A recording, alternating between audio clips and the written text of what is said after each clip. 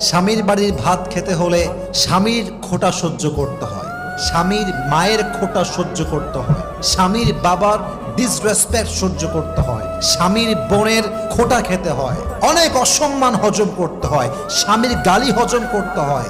তাই মেয়েরা বলে স্বামীর বাড়ির ভাতের বড় দাম।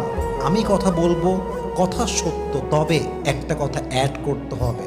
যদি আপনার স্বামীর বাড়ির ভাতের দাম এত বেশি মনে হয়, তবে মাথায় রাখবেন বিয়ের পরে স্বামীর বাড়ির ভাতের দাম যে পরিমাণ বেশি, আপনার নিজের বাপের ঘরের ভাতের দাম তার চেয়ে বেশি। বুঝবেন, জাস্ট তালাকটা নিয়ে বাসায় যাবেন, তাহলে বুঝবেন। জাস্ট তালাকটা হোক, বাসায় যান, 3 মাস থাকেন, 4 মাস থাকেন, 5 মাস থাকেন, স্বামী নাই তালাক হয়ে গিয়েছে, তখন বুঝবেন স্বামীর বাড়ি ভাতের দাম বেশি নয়, এখন তো মনে হচ্ছে বাপের বাড়ি ভাতের দামই বেশি হয়ে গিয়েছে। ঠিক কিনা বলে?